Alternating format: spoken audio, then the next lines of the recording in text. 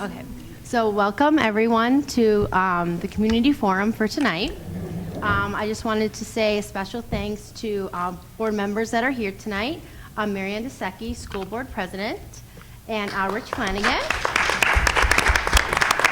We also have SPEA exec board here, Rula Karras, Louise Stomper, co-presidents. And then we also have Chrissy Bulow, the secretary. There are also other members of the board here. We'll be hearing from them in just a minute. And thank you to all of our candidates that are here tonight. So the local school board is an important entity that makes a lot of decisions that determine the direction of the school district. The members volunteer their time to make decisions while considering the viewpoints of many different stakeholders. Although the decisions may be difficult, we hope that each of the members work hard to support one another and do what is best for the students that we educate in these 3 schools. As educators, members of the Schiller Park Education Association felt that we would like to give the community the opportunity to meet and get to know the current candidates. That is where the idea of this forum came from. We wrote a grant and received money from the Illinois Education Association to bring this event to you tonight. We sat as an election committee and planned what questions would be asked to emphasize the best environment to educate students. First and foremost, we believe that we need to put kids first. The 3 areas we would like to emphasize is in trust, collaboration, and fiscal responsibility. These will be the areas that we will be exploring tonight. Each of the 6 candidates were sent a survey in mid-January where they were asked why they wanted to run for District 81 school board. After the surveys were returned, each candidate were asked to prepare for tonight's forum. 5 of our candidates replied to SPEA: Allison Downs, Tina Awanio, Laura Lukasik, Ina Sala, and Anna Ultorez.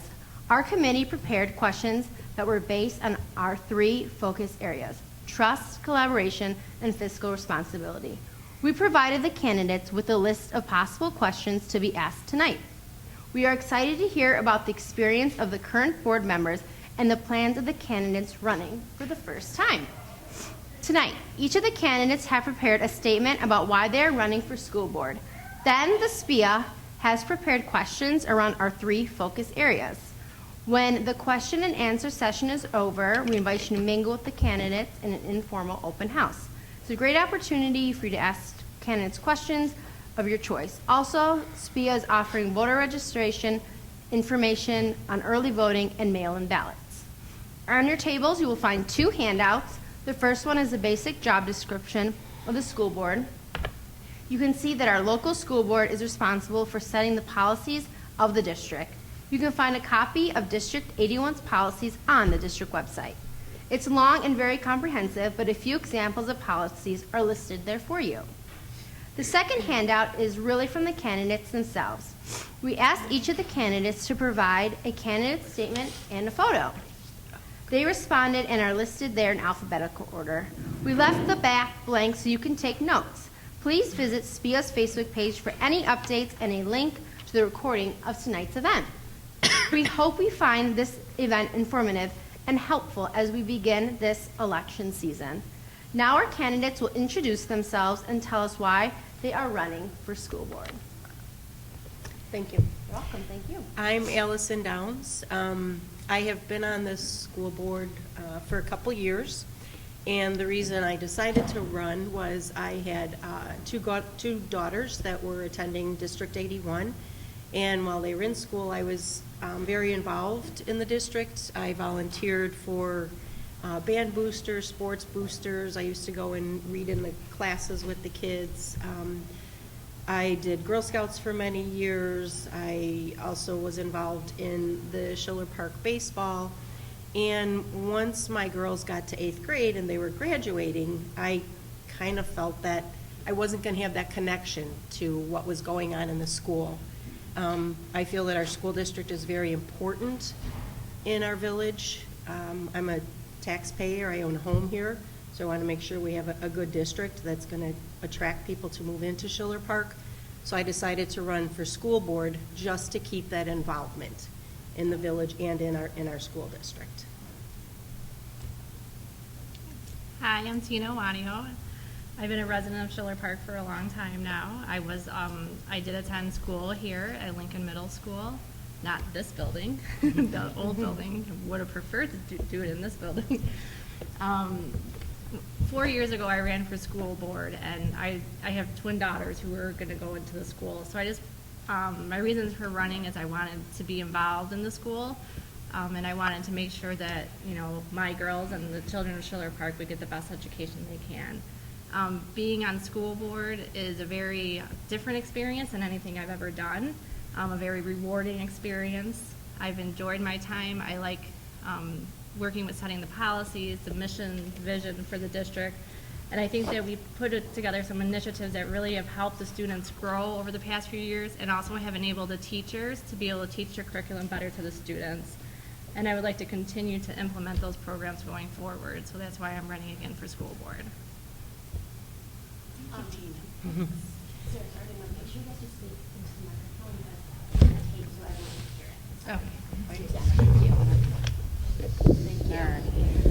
Hi, my name is Laura Lukasik, and I'm nervous about this right now because I'm new on the school board. I've been on the school board less than a year.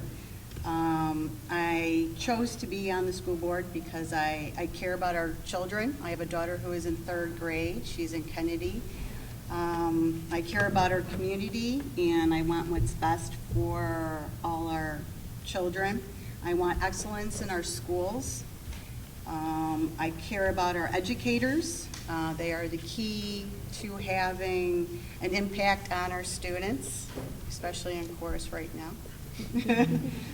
Shrek was very good, by the way. I care about the educators because they also give our students encouraging words. They give positive teaching through their teachings. I like how they teach outside the box and not just, they go to what each student needs. I like how they go that extra mile. I care about the future of School District 81. I like how we want to attract the finest and the brightest and build a positive relationship in the school district and in the community. So that's why I decided to choose to run. Hi, my name is Ana Ultreras. First and foremost, I'm a parent here. I have 3 lovely kids that have attended this school district. My oldest one is a junior in high school now. And I have my middle daughter who is here, she's a 6th grader, and my little boy who is in his 2nd year of preschool. And as a parent, I see how happy, and I witness how much the school and their environment, how happy they are to be here, and that's important. They come home and they're excited to tell me about their day, their activity, their plays, their field trips. Also, a few years ago, one of my daughters had an illness, and I was very lucky to have the support system in this school district to have the least possible impact for my daughter. And I partner with everyone here at the school, the superintendent, the principals, the staff, the bus drivers, and that to me is very important. So about a year ago, I was appointed on the board, and I would like to continue to be part of the table to make those decisions for not only my kids, but all the kids here in the community. Thank you. Hi, my name is Ina Saada. I have 5 kids in the district. The oldest one, he's a junior, and I have 7th grade and 3rd, and the twins in preschool. I've been in Schiller Park. I live in Schiller Park around like 15 years. I love the school. I love the district.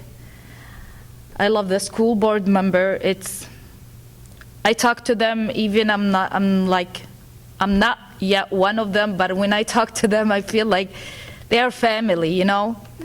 So I felt safe with them, even now when I'm talking. Yeah. If I laugh, that means I'm nervous. Yeah. So I love how is my kids come home, especially like, not, let's say the preschool, it's all of it fun, but like the 3rd and 7th grade, excited, doing homework, taking their iPad and doing homework, show me what they have, show me everything they took in class from this technology. It's something make you happy, make them like, when we have the winter break, they was like, drive me crazy, like, we want to go to school. I'm like, it's a winter break, what do you want me to do? So it's awesome. This school, teachers, superintendent, principal, I love them all. They are like family to me. And like what I said, my older one, he been here since 1st grade. So most of the teachers, they know my kids by their last name, Harb. My last name, Saada, it's different. But they know me, their last name. And I tried, like, I want to continue these things, these awesome things. And I volunteer in preschool most of the time. One of the teachers, she told me, you need a bus, you know, because you're always here. And I'm like, you know what, let's do this, because I want to continue everything what they've been doing. Thank you.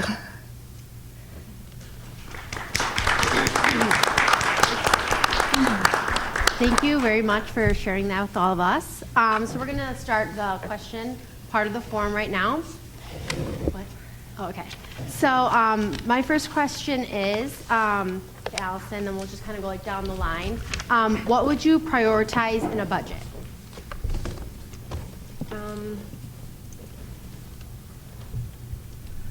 What would I prioritize in a budget?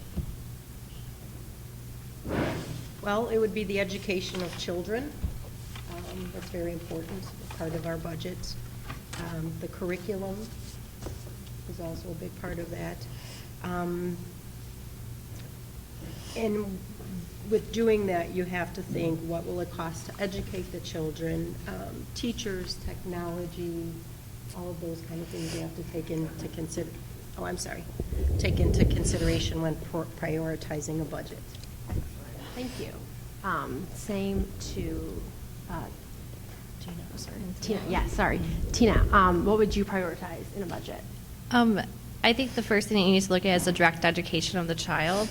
What does that child need to be successful? Great teachers, good curriculum, and technology is a big part of learning today. So I think when you're prioritizing the budget, you need to focus on the child and what the child needs to be successful in the district.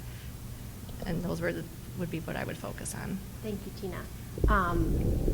Laura, what would you prioritize in a budget? I would prioritize the necessity, the needs first of the student. What does the budget allow? Identify the relationship between priorities, current spending, and the outcome, and the support that the students are going on the right path.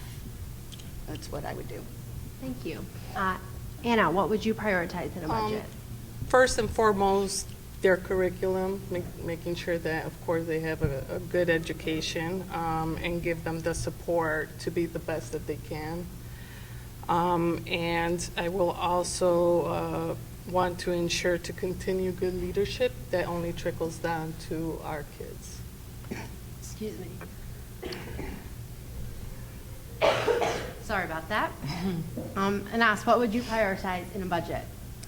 I'm gonna make it simple and say education and technology, because education, that's what we hear, and technology, it's everything in here. Thank you very much. Okay, can you hear me? All All right, so I was part of the election committee. My name is Kathy Rosalvo, and so we kind of went through some of those questions, so I have a question for you as well. I'm going to start with Tina Awanio. Can you describe a time where you collaborated with others who did not share your view and compromised to reach a productive agreement? What did each party want, and how did you reach an agreement? When I first joined school board, I came, from the private sector, so school board's kind of unique, kind of like we are here today. All your meetings are open. You have all eyes on you from teachers, community, your fellow board members, administration. So just getting used to that aspect in general was a challenge in itself. Also, at that time, I wasn't really sure how the board operates. So what I did is I reached out to our administration, Dr. Borszewski, for guidance. I reached out to the Illinois Association of School Board Officials to figure out, what is a school board member supposed to do and what are the proper procedures to be in place. And from there, I learned to work with and trust my fellow board members. And I think as a result, after some time, we were able to all work together and really become a collaborative group. So. Excellent, thank you. Laura Lukasik? Can you repeat the question? Absolutely. It's a long one. Please describe a time when you collaborated with others who did not share your view, and you compromised to reach a productive agreement. What did each party want, and how did you reach an agreement? Well, unlike Tina, I don't have many years' experience on the board. But what I can say is only through my personal experience. Listen to the problem or the issues that are between the parties. Don't make haste decisions. Don't judge people for their opinions, even though you're not eye to eye with them. And communicate in how I feel. See if there's any other programs or other resources out there to help, to guide you in the way, and see what else I can do to make a difference.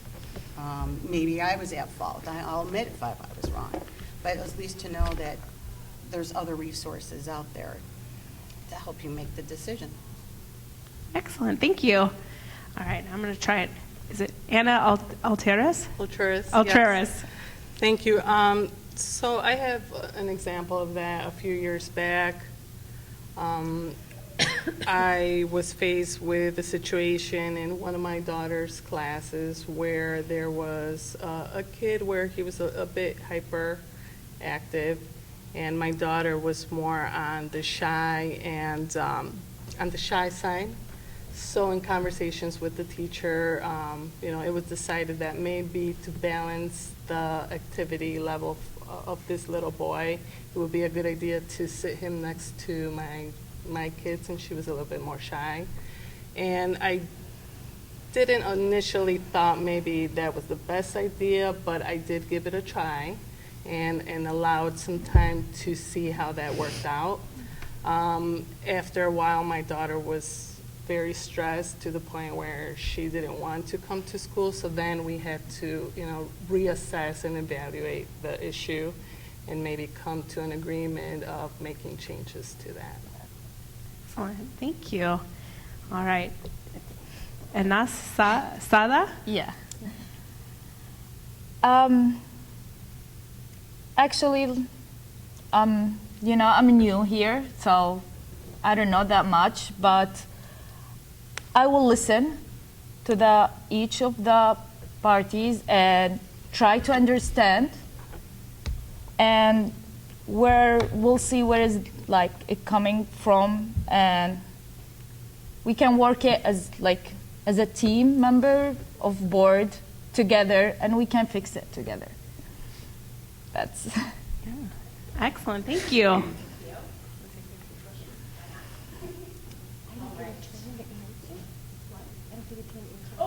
Okay, we were trying to make it so that everybody was fair, so that we start with the next one. Ms. Downs, Allison Downs, it's your turn to answer the question. There was a time when we had a child that transferred into our district, and the parent felt this child should be a grade beyond what our policy is as age appropriate. So we met with the parent and we listened to her side, and we expressed our concern and how our policies are in the district and how children are placed age appropriately. So then we all talked about it, and we listened to her and she listened to us, and it was decided that this child would follow the policy of the district, age appropriate, and then we said that we would monitor the child's activity, the child's behavior, and get back to the mom. And as it turned out, the child did stay in the age appropriate classroom. Thank you. All right, so I'm going to go on to the third question. So we'll start with Laura Lukasik. Yeah, there you go. So what are your views on collective bargaining? Collective bargaining. Let me check my notes on that. Check your notes. Collective bargaining. My views. I feel that collective bargaining provides security to the employees. I feel that it gives the employees a voice. They are part of the decision-making in the process. I feel that it reduces bias and favoritisms, and I feel that it stabilizes the school, the district, or as a whole. And I think that's what you have a voice that everybody all can agree on, and you can follow the policies, and that there is no right or wrong when it comes to disciplining. So everybody's remained equal and fair. Excellent. Thank you very much. And Altreras, what are your views on collective bargaining? I think it's good for providing fairness and consistency in employment policies and personnel decisions. Thank you very much. And Asada, what are your views on collective bargaining? Actually, I don't know about this one.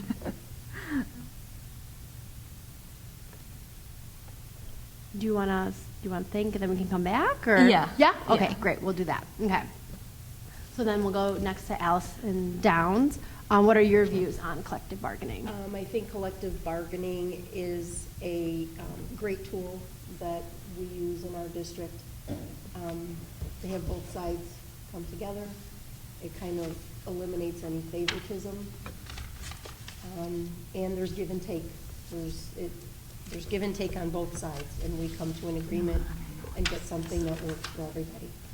Great. Thank you. And then Tina Wanio, what are your views on I think collective bargaining provides an opportunity for both, for the needs of the district and the needs of the teachers to have a nice dialogue about what each other needs, and I think it fosters collaboration between the district and the teachers.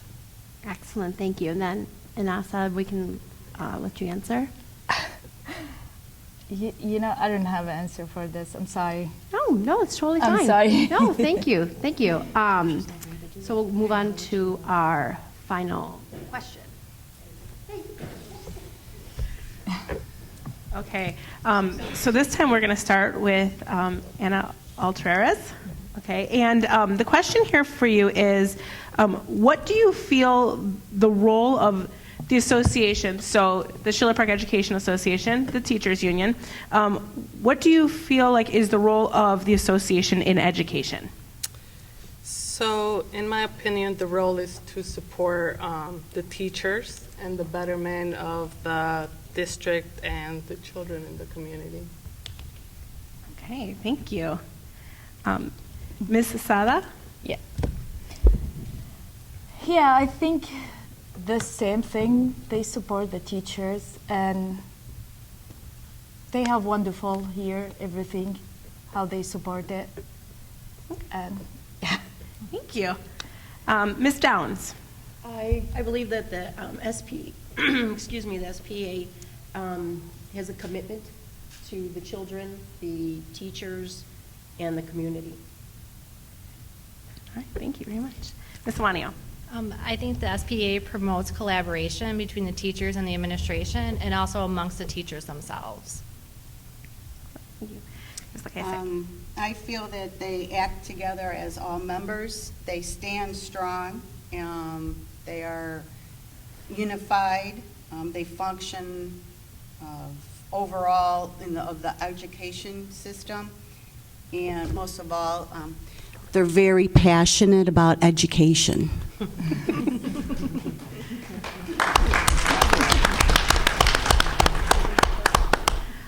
Thank you guys. I have to say, thank you. Look at all the ladies up here. Huh?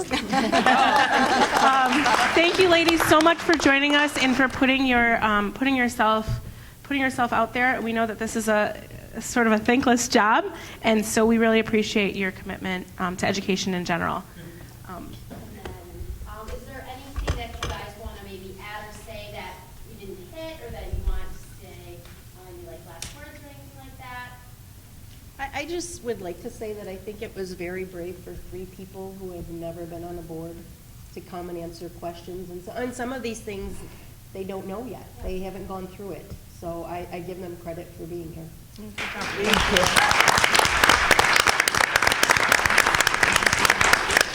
And I would like to add, thank you for giving us an opportunity and this platform to have this dialogue. SPEA.